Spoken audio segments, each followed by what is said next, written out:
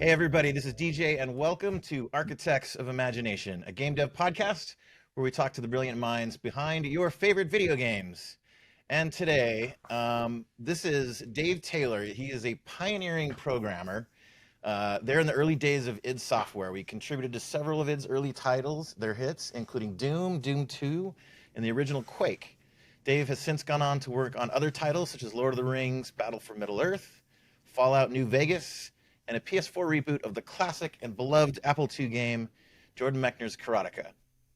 He's also gone on to foster the next generation of game developers as a professor, and outside of game dev, Dave is just a fascinating person all around, and every conversation I have with him is, well, you'll see. Welcome to Architects of Imagination, Dave. Hey man, Very good shit, to have you. shit, no pressure. No pressure, don't fuck it up. Yeah, all right. So before you worked at id, tell us the first time you saw Wolfenstein 3D. I remember it being revolutionary for its time. What went through your head when you first saw and or played it? I don't remember exactly the first time. I do remember being in my apartment with a shitty little cafeteria table desk with a PC. I think it was a 386. And I remember cracking out on it to the point where I was farting profusely because it made me sick, and gassing out my roomie. And but I kept pushing myself. Well, oh, I don't feel so good, but I could play a little bit further, you know. Yeah. And then that actually was my kind of my gateway into working at id because um, I was doing some game journalism on the side, some early online game journalism where it Okay. came on a floppy disk. Wow. And I was reviewing games for this thing called Game Bites. It was started by Ross Erickson, the guy who started Xbox Live. Um, and yeah, I ran out of games to review because I was like, "Ah, any asshole can review a game." Now I'm going to interview my heroes, and that was the local ones, Richard Garriott and Chris Taylor, and then I was out of local legends. So I was like, hey, I just made myself sick playing this Wolfenstein 3D game. I should talk to those guys because I'm actually fighting my own physiology to enjoy this. So, so it was a really cool like group phone call thing. Okay. Um, Who did you get on? the whole fucking team, it sounded like. I think it was like Jay and Carmack and Romero and a bunch of guys. And I just remember that there was this one guy who was answering all the geeky questions. And there was this other guy who was like really friendly. And the super friendly guy was Jay. And the super geek guy was Carmack. Yeah. And when I asked stuff like, "Oh, how did you get direct access to the frame buffer on the next step box?" And he was like, "Well, actually, we didn't." Uh, and so he's helping me, hooking me up with all those questions. And then after not long after that interview, I sent a whiny little email to Carmack saying, "Oh, gee, how do I get in the game industry?" So it was just Young good man, timing. come on Yeah. over. Come on in. Was that it? Was there an interview process? Yeah, yeah. So I was making games on the side in college as a sort of a contest. It was like this annual thing where we would make a game in secret for a year. And then we would invite a bunch of fancy pants coders from different colleges to show up to write AI to play the game on their behalf. And they would get about 12, 16 hours to write the code. And then it was hands off the keyboard, and the AIs all beat each other up in the game. And they don't know about the game until, the day of and all that. So that we were doing all that on Unix workstations, and it was like big, 48 player games, 16 teams of three type games. And that was back before networked real time games were, this was like 1990. Yeah. So that wasn't really a thing one would do, making games on Unix, much less that many players. And so when I interviewed with id, maybe there was some cool that rubbed off on me from that because they hadn't yet implemented even like four player multiplayer yet. So so I don't know. You'd have to ask Carmack why the hell he hired me. I don't know why. I still don't know fucking why. But Well, you can program, and you made an impression, as it sounds like. I guess so. Yeah, I guess so. And my memory, like Wolfenstein 3D was one of the first like proper 3D games. I remember, before that I was playing like SSI Dungeons and Dragons games and Might and Magic and Bartel. Yes. Oh, where like you would advance one like square at a time, and you would like turn 90 degrees. But this now you can like, oh my god, like with a mouse, you can Yeah, go anywhere. But it yeah. wasn't the first 3D textured game. There was Eye of the Beholder in 1991, I think might have been the first one. Ultima Underworld came out in 92, which is right around the same time as Wolfenstein 3D. Now the way I heard it from either Carmack or Romero or somebody, one of the Idsters, um, they actually someone at Origin actually showed them, hey, check out this game we're working on, and it was Underworld. Okay. And Carmack was like, oh, that's fucking cool, but I could do that even better. And then he made Wolfenstein and he shipped it before they shipped Oh man. Underworld. So he kind of fucking scooped him. Uh, Yeah. the game industry is rife with that. Like, oh yeah, let me show you what I can do. Yeah, for sure. But yeah, that was like that little moment in time was a massive leap forward in video games. I mean, before that, everything was just sprites and tiles and scrolling stuff. But like, Yeah, Doom, I think, really in particular got kind of like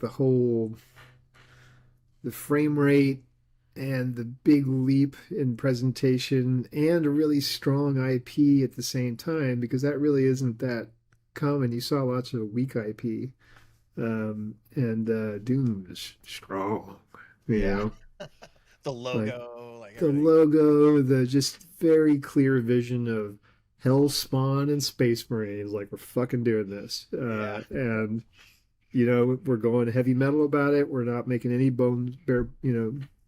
We're we're just gonna go what you think we're gonna do, and we're gonna scare the shit out of you. And everything was so, I thought anyway, so beautifully aligned, even more so than Quake, in my opinion, or yeah, Wolfenstein. Although Wolfenstein's pretty fucking good too. yeah. And it's funny too. Like you think of the leap. You consider generation jumps these days, right? Like Uh, this last one going from to the PS5 and the Xbox. yeah. Their naming is so the Oh Xbox. man, but we're in store for another fatty with AI, aren't we? Mm. Yeah, yeah. You're talking a bit about like where things are going now, but like, all Yeah. right, we just went from like 1080 graphics to like 4K, but like, if and faster drive rates, but like going from the original like Castle Wolfenstein on Apple II to like, yeah, Or this. Return to Castle Wolfenstein, which had that really smooth feedback. It was just tighter. Oh yeah, man. And I remember Wolfenstein, just Uh, like the tension of that game was oh, nothing like it, right? Like, nothing like it. Schutzstaffel! yeah, it was. Uh, Yeah, it gave you a panic mm, attack. yeah. So before you were hired at id, you were studying electrical engineering in Austin. Yeah, yeah. How did you make the jump? You talked about how you interviewed Carmack and everything, but were you studying programming on the side? Were you teaching yourself? Tell us about that. How did you make? Yeah, I mostly taught myself in high school and on an Apple IIe, which is why we have this shared religion of growing up on Ultima Yeah. and all those great games. I think you were just talking about Archon. Yeah, literally And have it on my C64 right here. Like, yeah, yeah. I mean, granted, you can be forgiven your C64. That was part of the religion, right? It was us versus them. But but yeah, learned a lot on that. Learned mostly just reading books, pre-internet, right? And the Apple IIe technical reference manual was a real nugget. And and then yeah, learned on. Then I would go into work sometimes and play on my dad's PC at work. that was in college. I'm sorry, in high school as well a bit, and then in college I got to work on these Unix, these Sun workstations that were running SunOS before Solaris had come along, and that was my primary like becoming one with a programming environment. And so I became very command line oriented then. Sure. Yeah. I just watched a video on the rise and fall of Sun Microsystems and what took them down. That was a little fascinating. Grand old company. Yeah. Yeah, Yeah. they were like they were, worth billions at one point, and then a few years later they are not in existence. We'll have to touch on scalar money commerce at some point in this call. Yeah. Totally. Um, tell us about your time at id. What were the games that you worked on while you were there? What systems were you responsible for? I was supposed to come on to do the Sega Genesis port of Wolf 3D. And he actually wanted me to come on before I uh, had finished my electrical engineering degree. I was still taking my senior lab. And so it was me fighting off Carmack saying, Quit college, come work. quit college with one fucking class left, right? Quit college and come do this thing. I was like, so I was like busy trying to read the technical docs on the Sega Genesis while finishing my senior lab and like trying to get, everything out the door. And then I finally finish and I show up and he's like, fuck that. We're late on Doom. Work on that instead. I was like, okay. I actually felt like I dodged a bullet because by the time I was done with that technical manual, I was like, this thing sucks.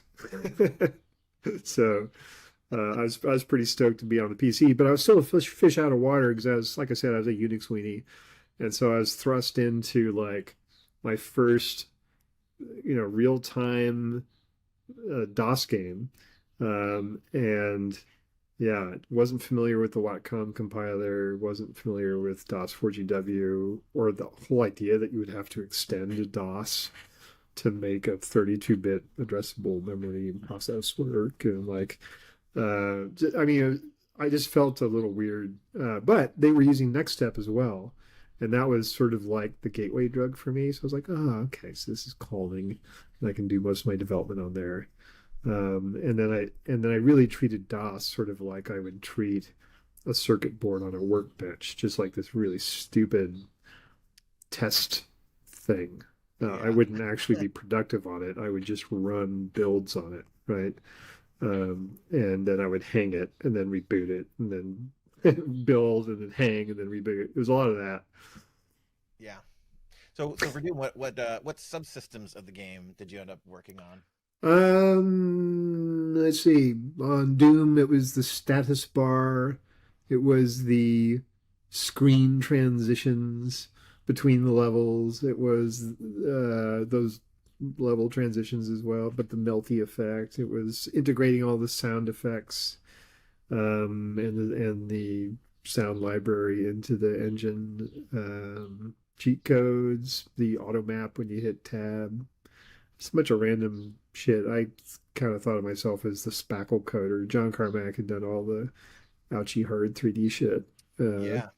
and I was sort of leftover boy.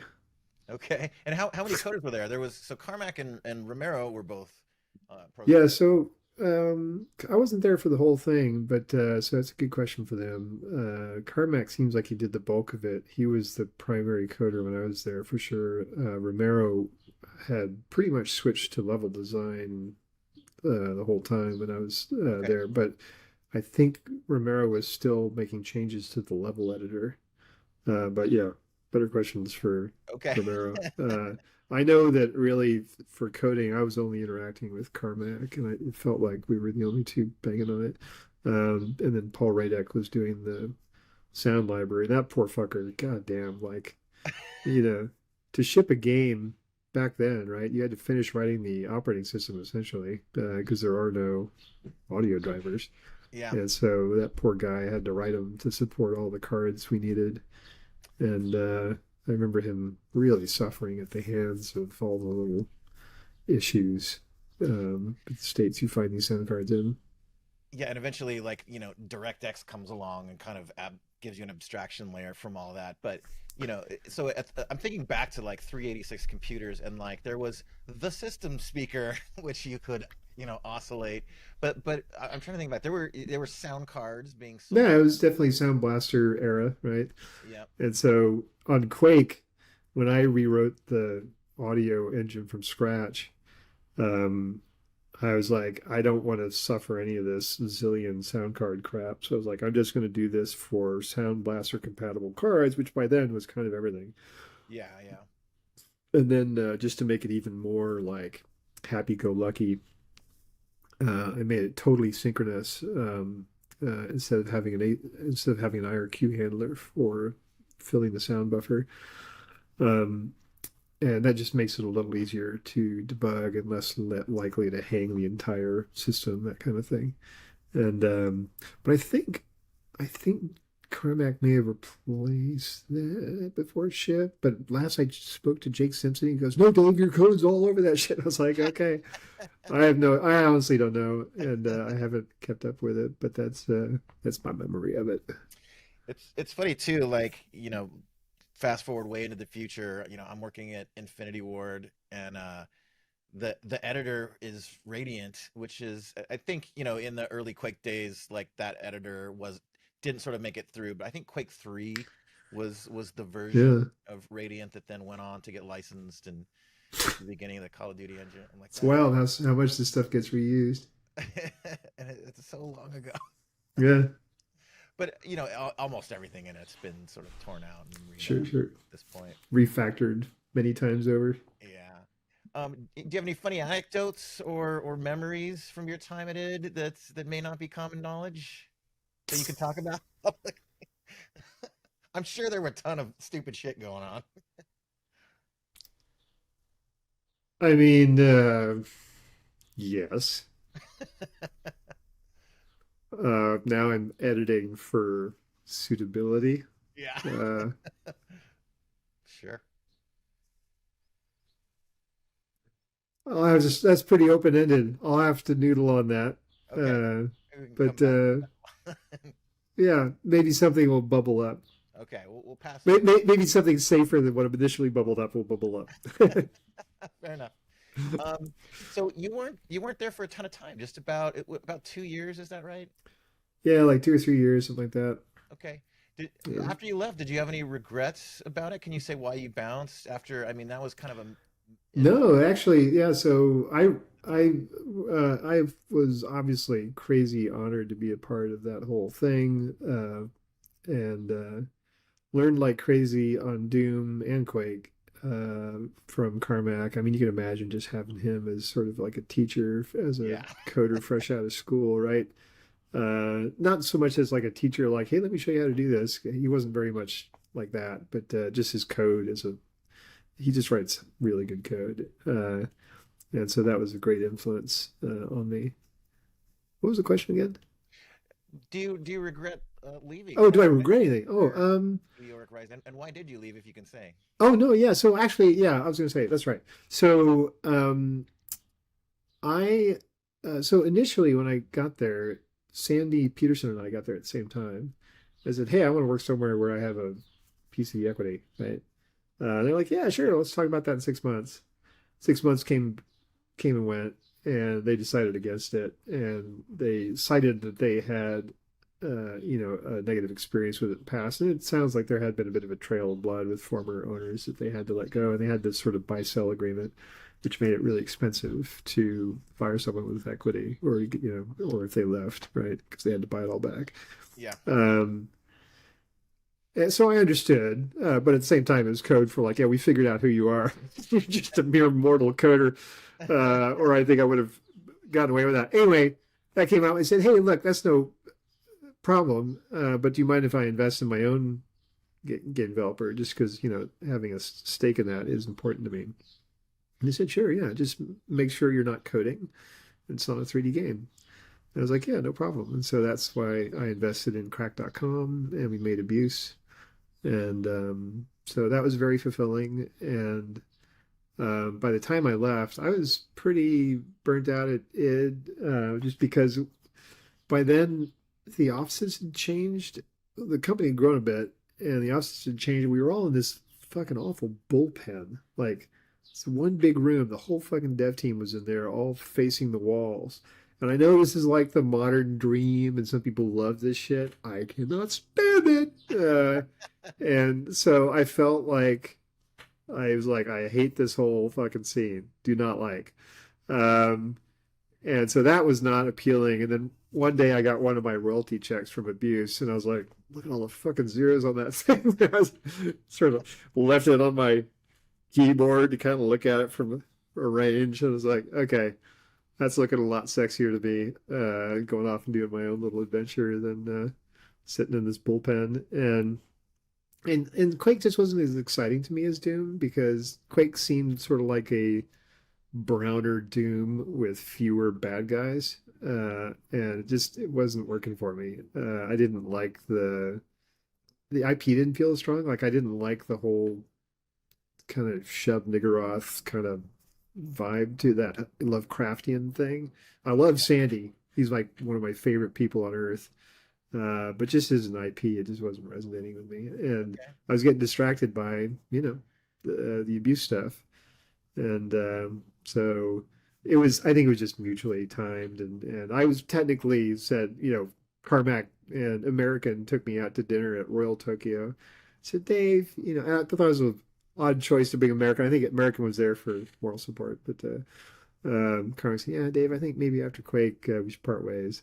And I was like, actually, I was thinking after Q test because I was kind of like excited about getting on with abuse stuff. So we're like, yeah, that's great. So I think we both felt like it was just going that way. Okay. Did you have any regrets after it or no? You know, I think I had regrets because I got caught up in chasing money, and I was like, wow, that was some easy fucking money. And if I had played it this way, I could have ridden that because I watched all the other guys that went to id ride the big money train, Yeah. and I saw how it was done. I saw that it was just a little bit of politics and a lot of hard work, and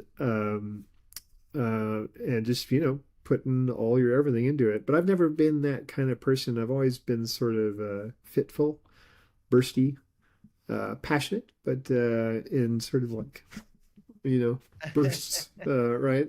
And so I can be counted upon for bursty little spurts. But I think they really are, at least at the time, they were more after like these marathon sprinters, right? They were Yeah. like, let's fucking nose to the grindstone of this stuff. And it's just, at the time, I was fighting that part of myself. And so I was kicking myself a little bit over that. But yeah, I super don't regret it now. I also know that kind of approach comes with more gray hair, Yeah. and I am 54, and this has not died. Uh, Granted, I have no kids, so Yeah. I'll give an anecdote on leaving a company that during a boom. So I was at Bungie for Halo 3. My circumstances there were kind of weird because I was part of FASA who shut down, so I was kind of on loan to Bungie. I wasn't technically a Bungie employee, but I had my termination got extended, so I could help with that. And then what I didn't know behind this, I was trying to get them to just hire me on full time. I'm like, the game's not done. I'm still here, yeah. and but there was just weird, technical HR stuff, like my termination date that got extended then ended. I'm like, okay, well just hire me. You need effects, and I'm here to do them. Let's What go. do you say? Yeah. What I didn't know behind the scenes, and man, were they tight-lipped, that they were in the middle of leaving Microsoft. That's when that happened. So they Oh, had a no solicit thing. They couldn't hire me if they wanted to, I and they see. and they also couldn't tell me that. So I was like, so they offered me like a contract, and I'm like, That's funny. like So were they doing things like, we can't hire you now? no, they were so tight-lipped, and Yeah. man, and so I walked away. I told him no to this contract, uh, and I then sat in my room for 4 months and watched Battlestar Galactica. I'm like, what did I just do? I just walked away from like what was my dream job at the time, but it led to me going to Infinity Ward and doing pretty gangbusters there. So Yeah, yeah, I certainly, yeah, I know I have zero regrets. I am filled with nothing but gratefulness for every goddamn morning I wake up these days. hell yeah, that's great. Uh, Do you stay in touch with any of the old id guys? nope, not really. Not really. I did a game with Romero maybe just a couple years back, Empire Sin. We were doing some effects on that. How was it? Um, yeah, it was fun. It was a cool game, like a Chicago gangster themed, turn-based. Yeah, it's pretty cool. Nice. Um, Paul, did you overlap Paul Steed at all? No, I didn't get a taste of the steed. I heard the legends. They sounded very colorful. Yeah, he was a colorful guy. He must have been probably just after you left. I And think when so. He was a Quake 3 guy. Quake, was he there for Quake 2 as well? I'm not sure. I'm not sure, but he I didn't know who he was at the time, but his after his time at it, he went to work at Wild Tangent, and he and I started the same week, and we became kind of buddies for a while. But yeah, he's a Wow, that's a crazy buddy. colorful guy. Yeah. Yeah. See, Talk. those are the really colorful stories, and I don't know you know who you should, boy, you know if you want to get all the best stories, you need to interview Mike Wilson. Okay. We'll hit him up next.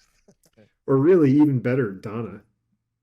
I remember Paul telling me like the real reason I left id was I won't get into that, but I'm sure there's all kinds of crazy stories like that.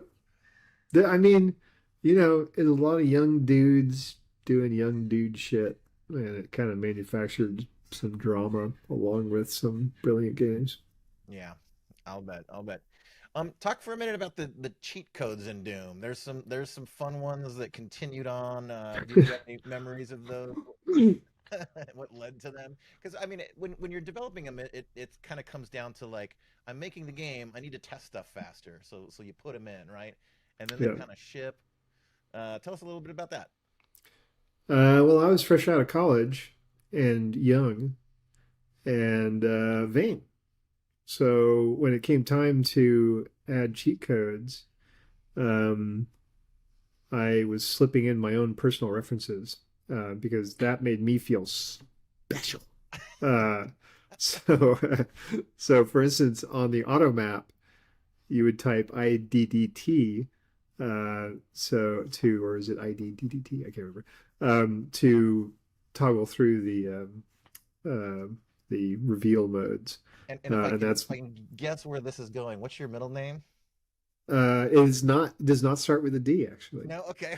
What does DDT come from But then? you know, I don't actually share it publicly Okay. because it is a great way to identify me, and I actually love the warm blanket of anonymity that is my uselessly non-unique name. Yeah, mine too. Uh, David yeah, Johnston is right. as Uh, generic as it gets. It's awesome.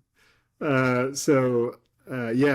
but I've always used DDT as an online um, moniker Okay. because it's kind of like the boom pesticide.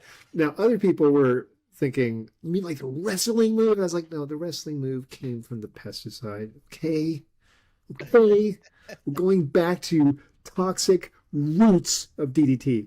Anyway, that's where that came from, and of course, that was developed in my bedroom at a young age when the hormones were just kicking. Yeah, yeah. Yeah. That's awesome. Um, let's get personal for a minute, if you don't mind. Can we talk about your feet? My feet? Yeah. By all means. So Would you're you you're would you like to observe my feet? so Is this a first for architects of the imagination? I think it is. Yeah. So Uh, yeah, yeah, so I think this might be a reference to the fact that I am not often shod. that's right. And Okay. for viewers who aren't Yeah. aware of this term, Yeah, so that's the old way of saying walking about with shoes on. So I walk barefoot in public, but I live in Santa Monica, 4 blocks from the beach, so it's not too out of place. But it is kind of out of place. And there is that sort of, is he homeless or is he just scary look that people give me. It does give me a perspective on what it must be like to have enormous breasts because people try to hide that they're staring at my feet as they walk by me. And I'm like, oh, I know that move. I know that move really well. And My eyes and are up that here. You're uh, I'm sorry. Yeah, exactly. Hey, up here, people. Yeah, my eyes are up here. And But no, yeah. So I started barefoot walking because I was running down. I used to have a workout that I would run down to Old Muscle Beach, which is on the Santa Monica Pier. And I'd run down there, work out, run back, or walk back, and then stuff my face. And I gave myself what's that horrible thing that you plantar fasciitis okay. running there. And I was a cripple after that, and it was from one of those nice running shoes with the nice thick padding. And then I did a bunch of homework on what I should be wearing for shoes, and the research said you shouldn't be wearing shoes. It's actually better for your arches. My arches have always been fallen, and it strengthens your arches not to wear shoes. And I very quickly found out it had all these psychological benefits for me because it felt like I'd been walking around my whole life wearing mittens. And then someone said, you can take those off if you want and touch things and feel them and feel your environment around you. Really?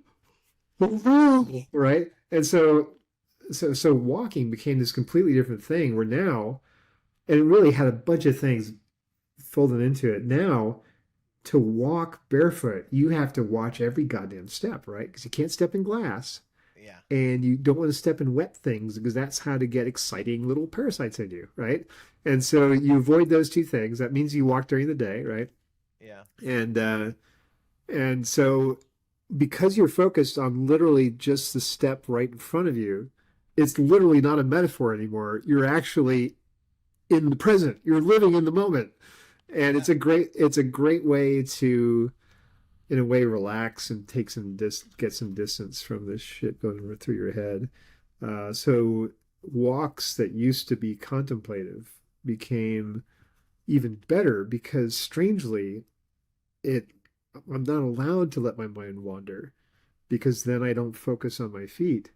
But by focusing on my feet, somehow things occur to me unbidden that are like answers to problems. So yeah, there's all these nice benefits. And then after a while, your soles get really thick. And then you start craving certain sensations. And so like there's certain textures I like angle for. Like there's these gratings that they run power under or something in Santa Monica that just have this nice little pattern. It's like a little foot massage. But yeah, that's one of the things I love about it. The other thing I love about it is like especially walking on a cold day, but the sun's out because Yeah. the ground is warm. And it's so cool. So, yeah, about my bare feet. That's my bare feet. I've been doing that for a few years. I got a new tetanus shot on the insistence of my mother. Okay. Um, That's good. Now, you mentioned, kind of the something of a meditative state you can get in while doing that too, and answers come to you.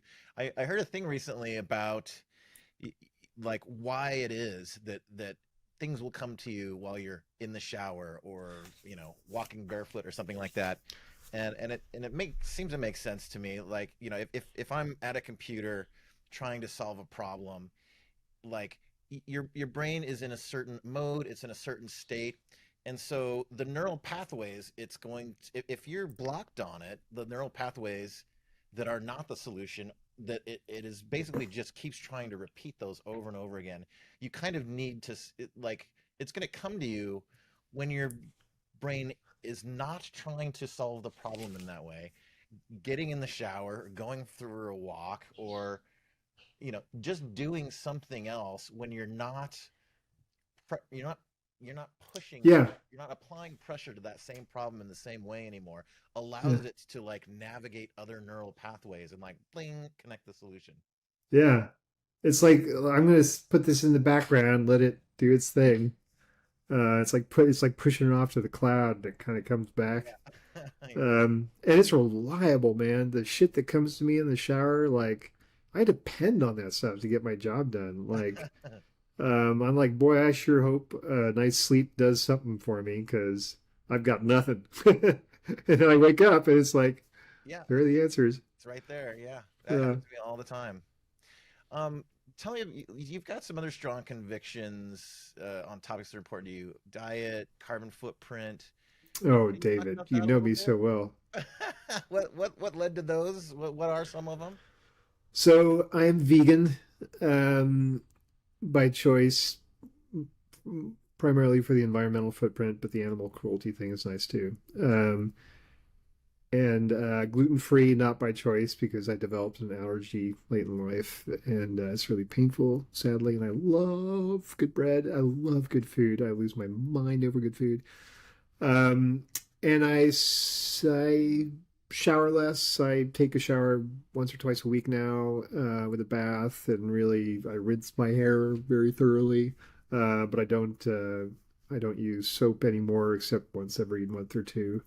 And so yeah, and then I store my gray water and I garden with it. And I'm very, yeah, and I got rid of my car and I don't fly anymore.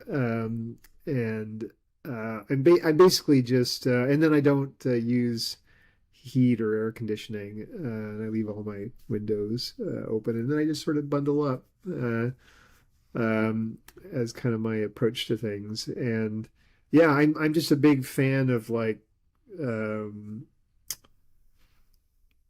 I don't have the, it was interesting, my first job being id software and seeing what these atlases of industry look like, how hard they work and how brilliant they are.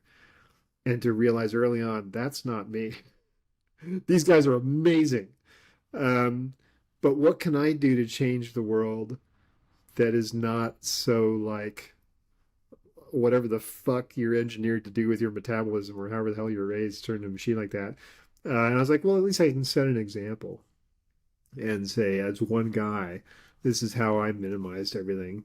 And maybe this example will inspire you. And I am really religious about it. I won't, if you're eating with me, I will push you to come to the vegan restaurant, because I will want Yeah. to pour more money their direction, right?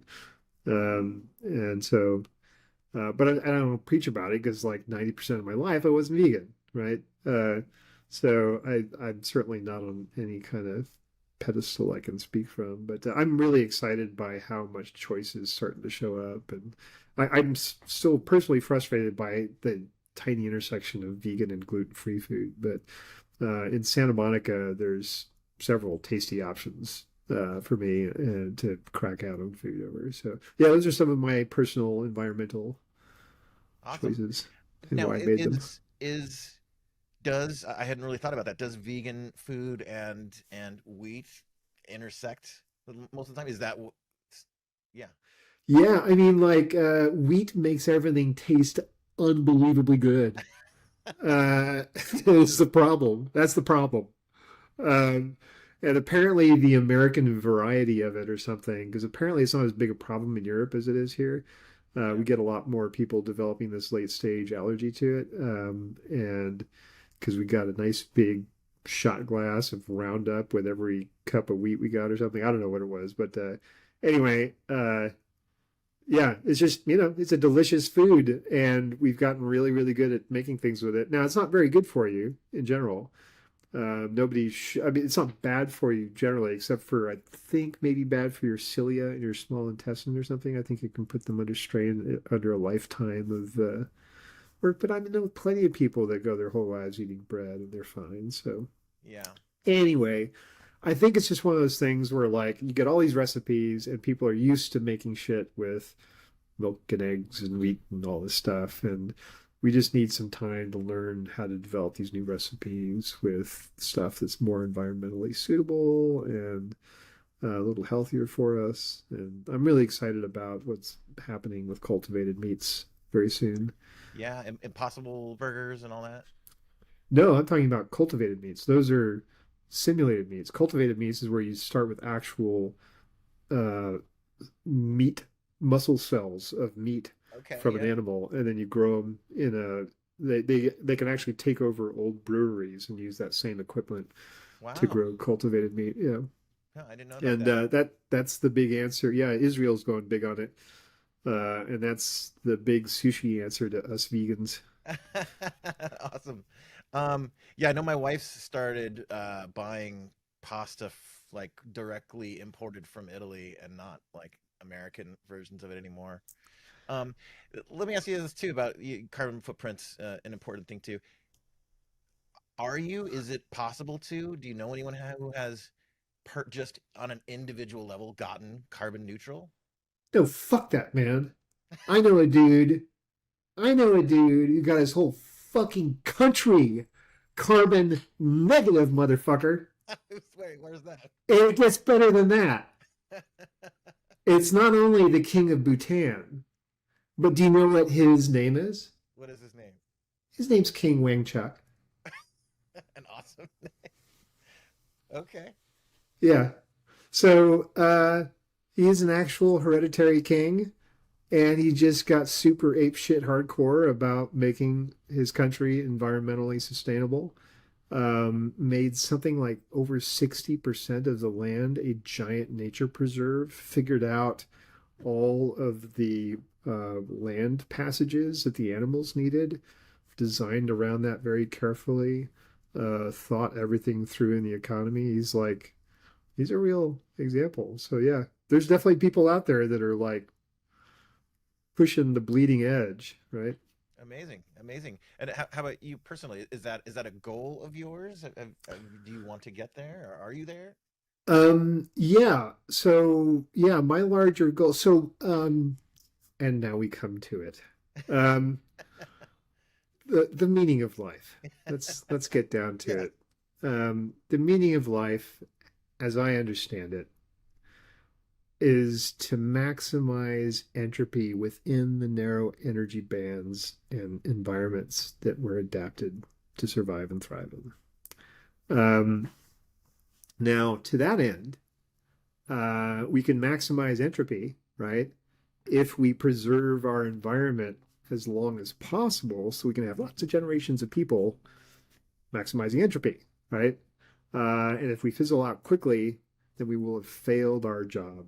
Um, and so, uh, because of that, um, I want us to survive long term. And I've determined that the greatest threat to our survival is what I call scalar money commerce, Okay. uh, which what other people like to call capitalism sometimes for short.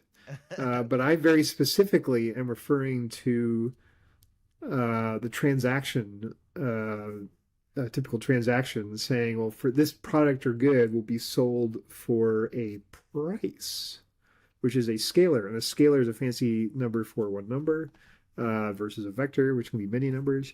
And the idea of reducing the formally recognized value of a good or service down to a single number is absurd on the face of it. And it's like saying, "Hi, my name's Dave Taylor, and what you can do to get a really good summary of my values, you can take a picture of me, right? And you can just average all the pixels down to this sort of muddy beige, and you can just sort of sum me up and say, that's Dave. He's sort of a muddy beige, and that's kind of him, right? Because that one pixel, that's enough to sum it up, right? Technically, Well, the beige is going to be a vector because that's an RGB code. You'd have to go grayscale and make I it. knew I knew you'd do that, you little goddamn FX geek. Anyway, you're absolutely right. Um, and and actually, um, I could argue by the same point that that's actually three times more value than more complex value space than what you can get. from a stupid scalar, right? And you can take this further. Like, what if you had a million vector elements to represent the values and liabilities of a good or service, right? Okay. Now, instead of having to depend on regulation and marketing to tell you all of the information about the good or service, you can actually store all that in this vector, right? And instead of decimating it down to a single scalar every time you do a transaction, and then hoping that the marketing is accurate and hoping that the regulation keeps them in line, right? So I came up with this whole system. It's a bit complex to describe here in our little show. However, I have given a talk to a local JavaScript group because they were one of the geeky groups I gave it to. It's on YouTube. I will be happy to give you the URL. I would love feedback on it. We will It put it in the is prob description and I will watch it. I will. And so the concept is called vector money, and it's a replacement for the horrible shit in your pocket. And I think it can save the world. And I'm not being hyperbolic because I feel like scalar money commerce is the direct existential threat to most life on Earth, but certainly human life. Um, and so my current goal, and possibly what's left of me for my life, right, goal is to do what I can to encourage non-scalar money commerce, vector money commerce, or some other form. And so to that end, I do these talks. I talk about it with friends. And I am actually working on a sci-fi TV series script with a friend, which has it incorporated into the world. That is a good way to spread an idea. The rhetoric of entertainment. Yeah, it's a radical idea. I've tested it on several friends, and lots of people like it. But one of the things I've noticed is that it can be threatening to some people that have really bought into the precepts of scalar money commerce. Um, and so they've actually helped me reframe it in a less threatening way to them. Okay, interesting. But it is inherently threatening to people that have thrived Under on the scalar system money, of scalar money commerce. right? Let me ask you a few questions about it, just to dig in more. Yeah. Um, I'm kind of interested in the what and why of the end game. So the what being, if I'm interpolating what you've told me here, it, you know, just to narrow things down to a single descriptor is, just an ugly approximation of something. Okay.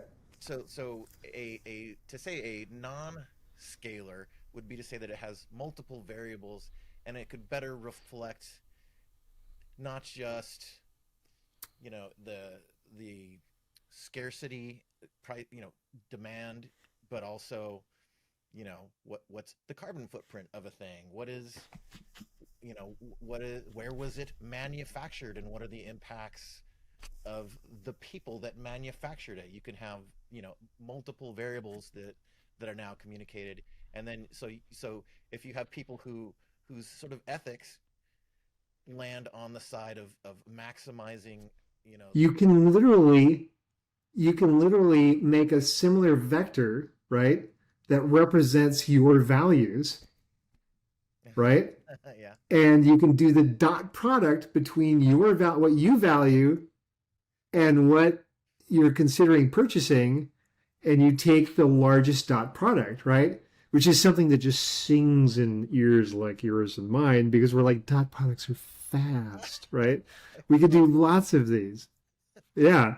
And so what I realized from that is because you can do these really fast dot products, even though they're really large vectors, you can come up with these really elegant matchmaking algorithms. And matchmaking is one of the hardest parts of game development, right? But once you've got everything broken down in these vectors, now you can do these dot products. You can do lots of them. You can do them really fast, and then you can do algorithms that use graph theory to do all the matchmaking. And you can skip having a um, a a separate medium for your commerce of having a separate money or currency. You don't need it, right?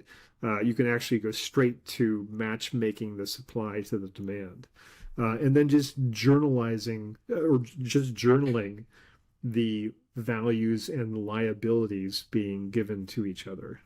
I say just, it's actually hairy as fuck. It's non-trivial to implement, and I go into it in that talk. But it is, it's save the world kind of stuff, Let me follow up with this. So Yeah. so let me take like three examples. There's like, you know, who am I gonna, what dinner from what restaurant am I gonna order to tonight? Yeah. Two is, I'm gonna buy an electronics hardware thing, and Yeah.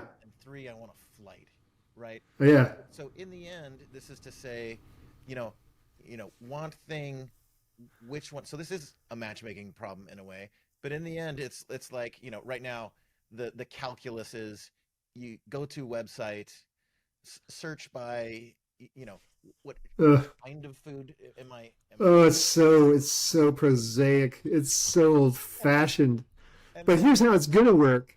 How it's gonna work is that AI is gonna be our personal dungeon master, okay, and knowing what we value and what we hate in life, it's gonna compose a really compelling world adventure for us, and then it will simply, it will then through probably through AR assistance and modify our world, will nudge us through AR, just nudge us to do the things that we've already told it that we want for ourselves, right?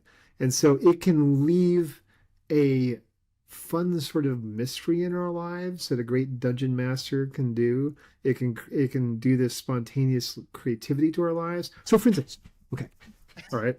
Let's say, for example, I'm just gonna, God, you're making me go into this. We're gonna get into the fucking Spectrum Money talk. I don't care. I don't care. This is all I wanted to talk about. So, let's, we understand something about me. I'm a goddamn hippie.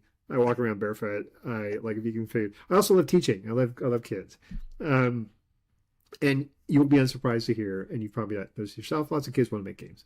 So it would be so I would like nothing more than to bump into a stranger that wants to learn something about making games and to immediately start sharing cool secrets of the trade, right? So I could like put on these AR glasses, and then when I walk out of my home, really all I have a choice is to walk left or right on the sidewalk, right? And so this can fork into lots of different things, but that's the only choice I have to make right then, right? So what the AR could do is just highlight the right path a little more than the left path because it's evaluated all the shit down that path that is aligned with what I want for myself. And at the time, because I'm hungry and it's breakfast, that's going to lead me down the path, down to the restaurant. And you know what? It's going to lead me right to a certain fucking table. And I'm going to sit at that table, right? Because why not? I've always trusted it. It always does right by me. And they're going to know, oh, Dave's on his way because their dungeon master is telling them, you might have some guests soon, right? And there's going to be some different ones. You're going to want to see this one over here because just check this shit out, right? And then it's going to dungeon master someone else, mom and her kid, who come to the same table and is seated with me, and they're going to know some shit is up because the dungeon master is always arranging shit. So if you're seated at a table with some stranger, there's a reason you've been seated at the table with some stranger.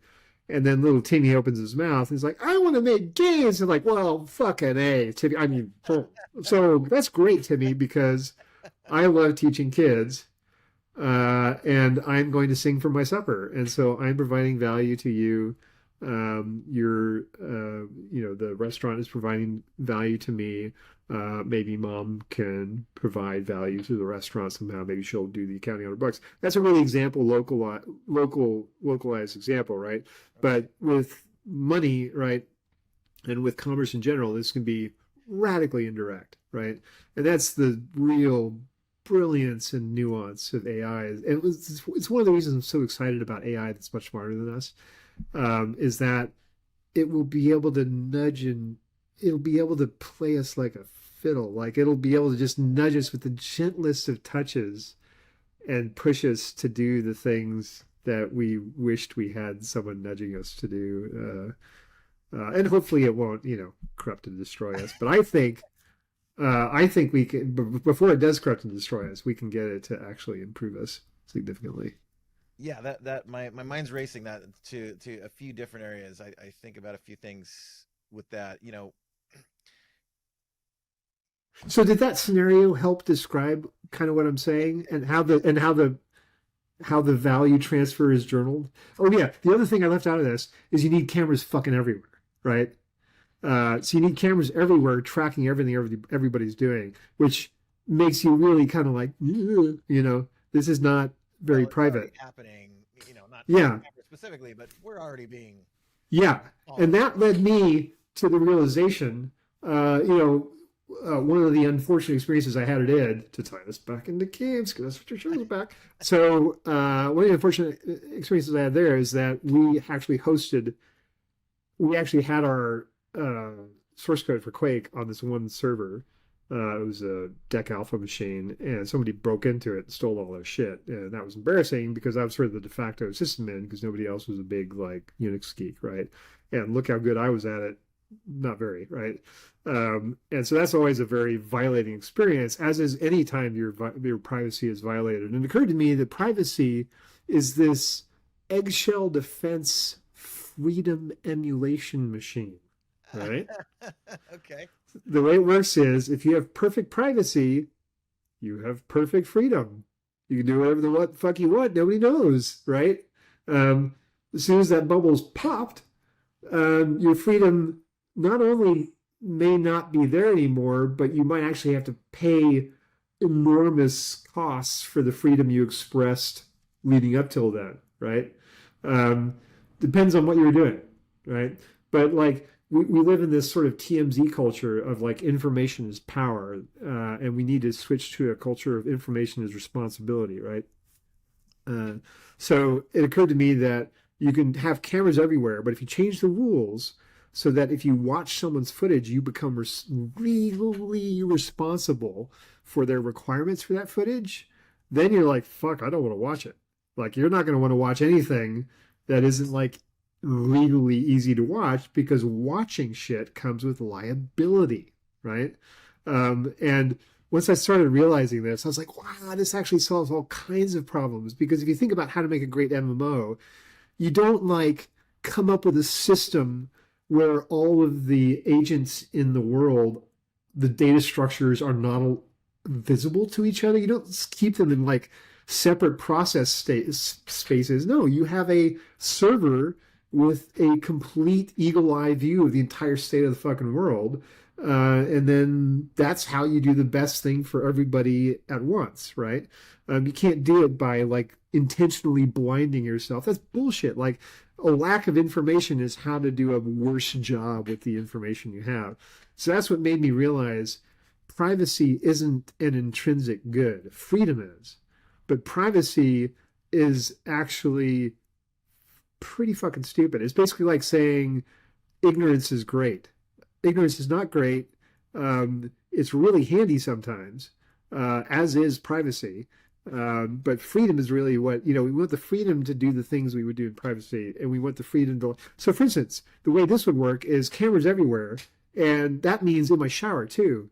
And you can look at whatever the fuck you want at. Yeah, everywhere in your fucking toilet, looking up at your privates, right? Everywhere. But here's the rule: if you want to look at the footage in my shower, you can't show it to me. You can't show it to my friends. You can't show it to my family. But if you want to do creepy, fucked up shit with it, and it brings you value, then I want that value recognized, right?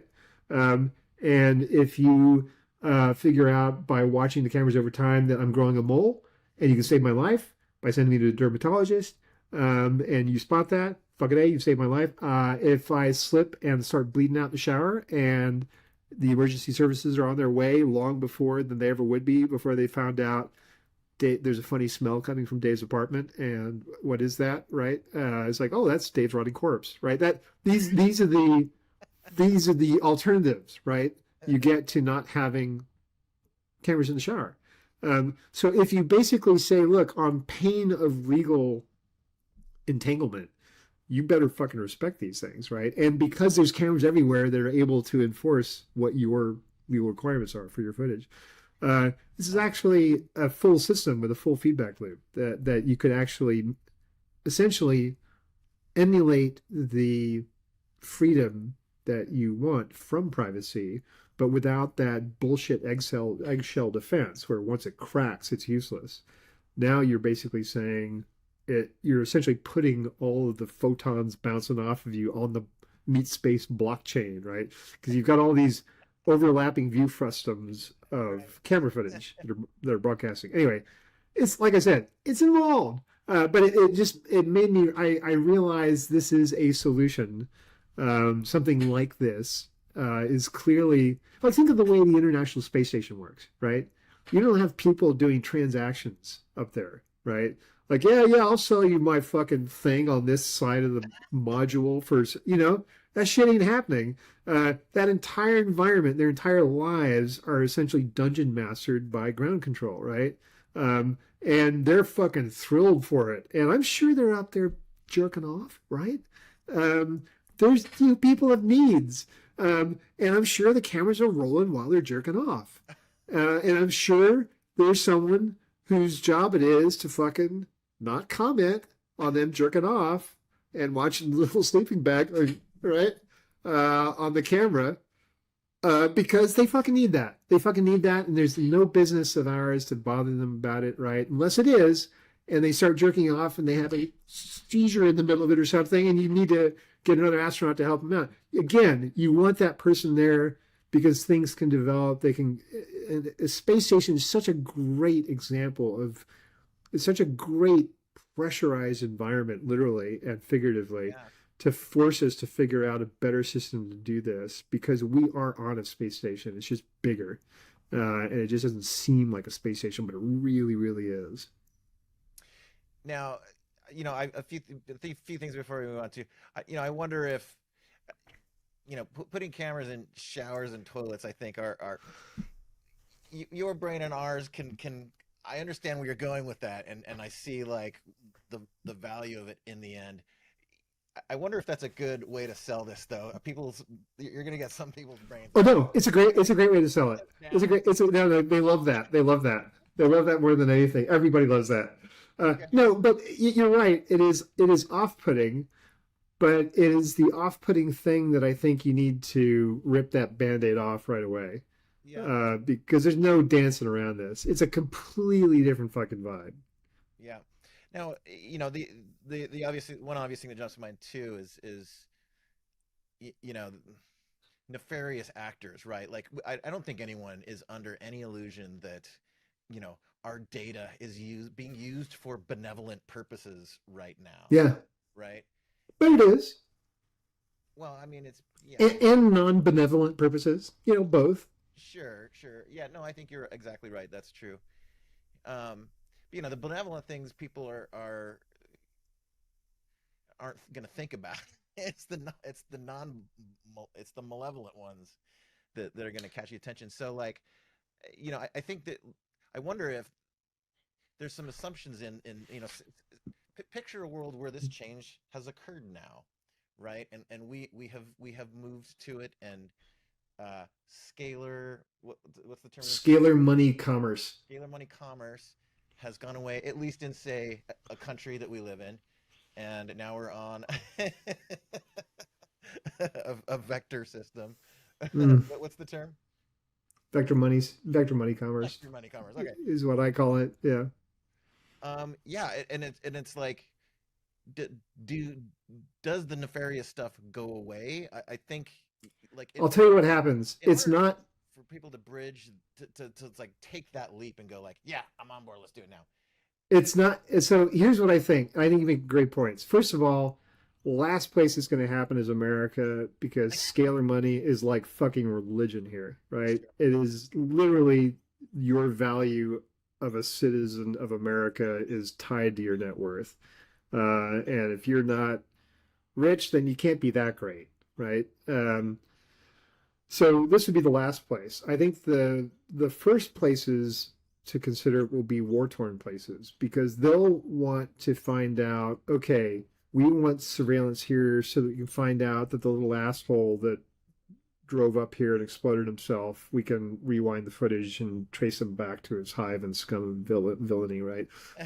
So they'll be doing it for basic security reasons, but they'll realize, well, shit, while we've got this stuff up, we should like, Ukraine has an interesting reboot opportunity after they cream Russia, which is clear it's coming, right? After they cream Russia, they're going to also have just about wiped clean a huge chunk of Ukraine because Russia shelled it to shit, right? It's literally a huge chunk of it's flattened. They're going to have to literally be rebuilding, which I think is kind of great because I don't know if you've seen a lot of that footage.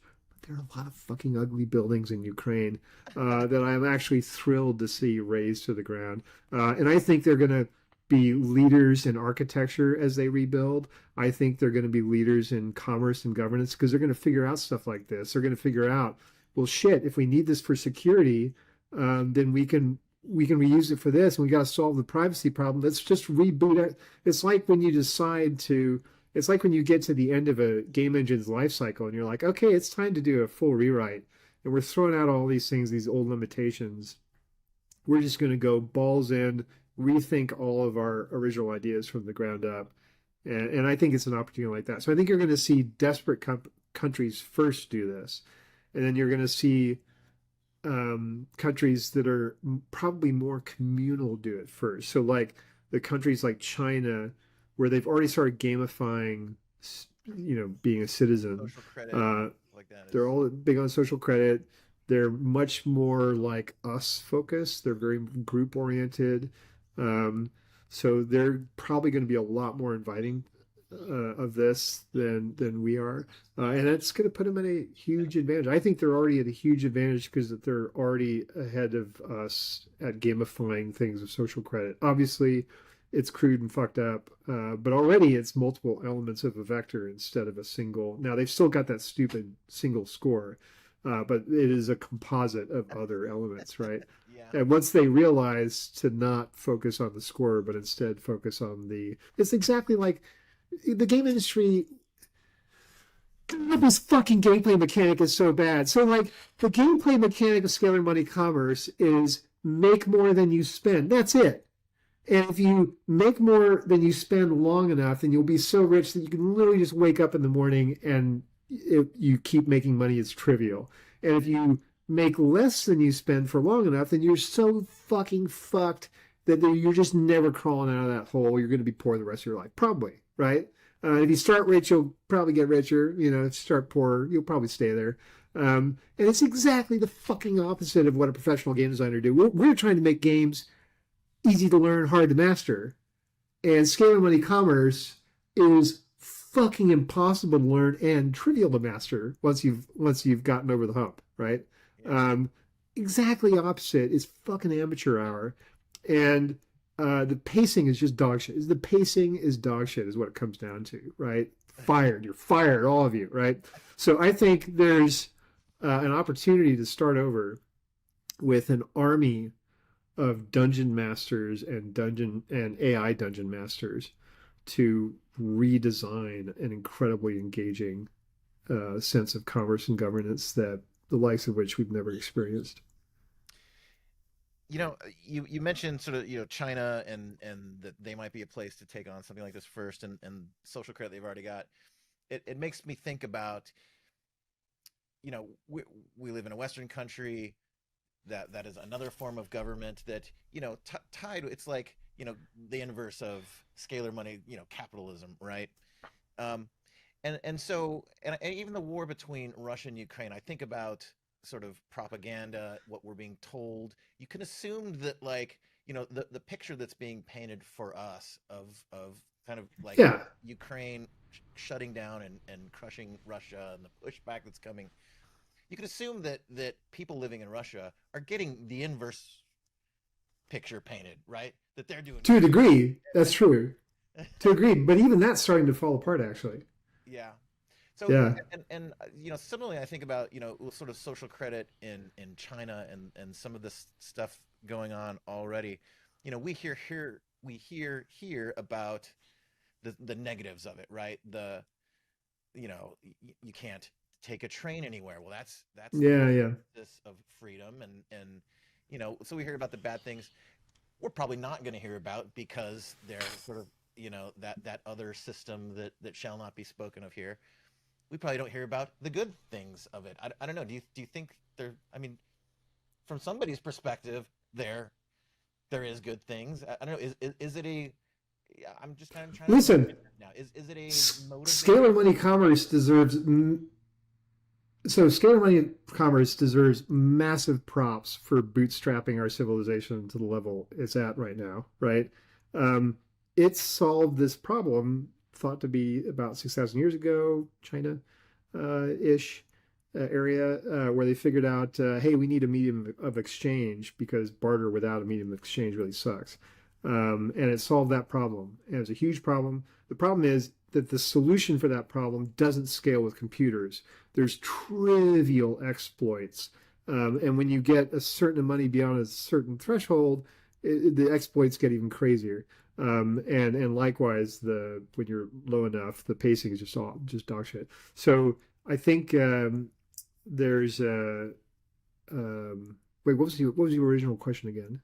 Well, I was getting into like considering. Oh yes, the good stuff, the good stuff, the good stuff. Yes, yes, yes, yes. So, sorry. So there's tons of good stuff. It does motivate us to try to minimize costs, and when the costs are of things that are regulated well enough that you're not destroying the environment or making people suffer horrifically for like a zero sum or massive loss type system, that's great, right? But the problem is here's the problem.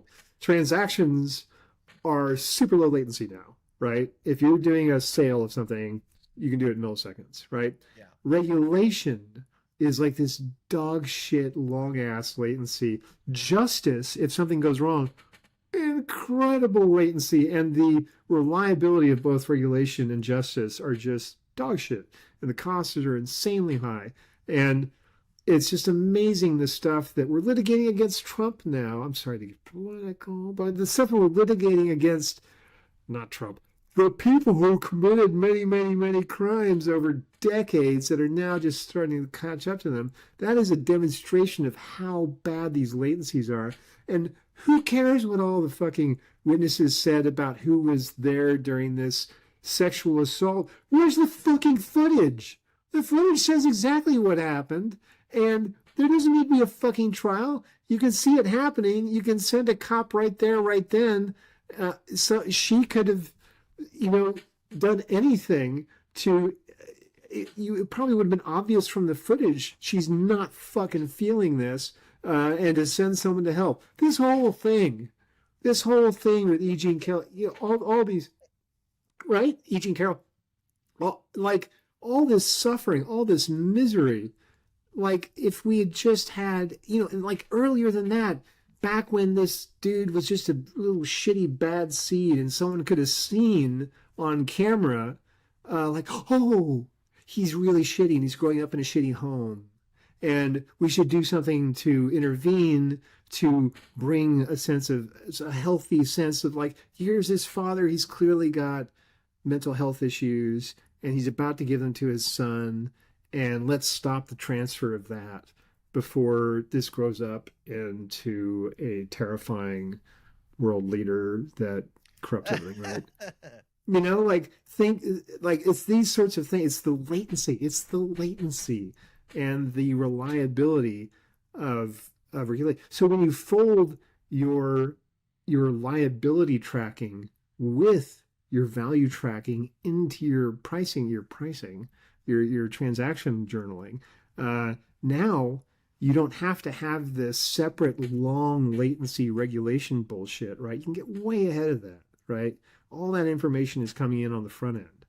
It just radically improves things. And it's just like basic game development, like lower the latencies, up your throughput, and you can do amazing shit. Right? Yeah. Easy. Easy. Easy. I mean, this is, do it every day. I get frustrated about this because I like to talk about commerce and governance in forums that do not welcome that discussion, that are filled with game developers that, um, interestingly, the more successful they are, um, the an interest, you get. I think personally, having had money come and money go, I found money to be a corrupting influence on myself. I've seen it be a corrupting influence on friends. Um, and it can be quite nuanced in how it's corrupting, but it does corrupt. And it always saddens me. It always frustrates me. It's one of the many reasons I really want to see it die. Yeah, Is that I don't like what it does. I don't like what it did to me. I don't like what it does to my friends. It's done to my family. And my family's lovely, lovely people, but I see it influence everything. It sure. just you get blinders, and you don't realize what you're doing anymore because you're distanced from it. You're held at arm's length from it with a price tag, and that deletes all the information behind the price tag. Yeah, yeah, you're not wrong. Very fascinating conversation. I wanna guide us back to more video game specific stuff for a minute. You mentioned at the beginning when we started that you were doing a little game journalism, and one of the people you interviewed was Mr. Lord British himself, Richard Garriott. I just finished Ultima 4 with my graph paper of every conversation in every city. That was a pleasure. I am playing through all of the And then I shared your video of that with a bunch of guys that made Ultima yeah. 4. Uh, and they were all like, yes, and like lots of hearts and lots Ah, of. that's great. That's great. Yeah. Such a great series. I mean, I would probably call Ultima the biggest influence on me eventually having a career in game development. God, They were the yeah. first games I was truly addicted to. I never had a console growing up, but I had an Apple II Plus, Yep. and I played the bejesus out of that. Talk a little bit Mhm. about Ultima, what it meant to you, maybe what your interview with Lord British himself. And he tweeted me back. I showed I tweeted my picture of my graph paper and Ultima 4, and he congratulated me. That was cool. Nice. He still does. Yeah, man. God. So Lord British was like, for kids like us, he was literally a dream come true. He was a guy who became famous making video games, and then he put an avatar of himself in his own video games and made himself the king of the fucking world. And oh, by the way, indestructible, right? So like, there's like these levels of, you know, probably especially male child psychology there of like, I'm killing, I'm all powerful, you know? So to that sense, I think he created like this role model for me of like, this is a career that I could pursue maybe.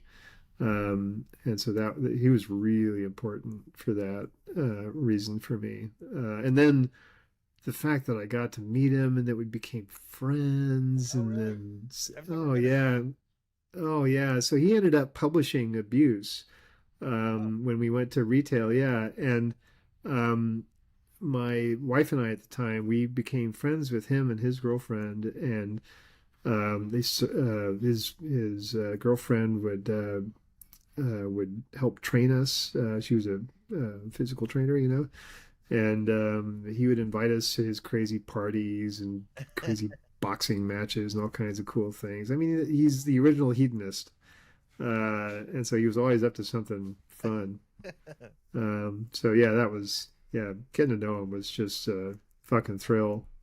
And I'm sure, I assume you've met him by now. He's got these, I haven't. no, Never spoken he's to him. got these piercing blue eyes, and it doesn't help that he's like our god. And so you're like, hey, Richard, how's it? Hey, David. You're like, Awesome. look at Lord British, you know. Uh, so there's a little bit of that. There's that fan issue.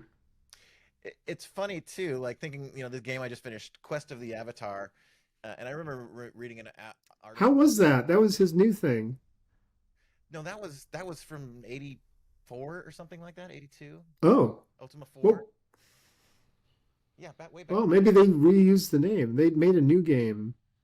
there's Shroud of the Avatar. I Oh, think Shroud of the Avatar. somewhat Thank of you. a new spiritual successor to it, but Got it. in Ultima 4, I think he'd gotten heat or something, some writings about like, there's demons in it, and Yeah. all you're doing is going around killing everything. So Ultima 4, the purpose of it is to become virtuous. So Yeah. Yeah. there's all Yeah. these puzzles around, courage and honor and valor um and it's funny that you say he's the original hedonist. you know, Making a game about virtue, and it made me think about all these things, and yeah, that's kind of funny.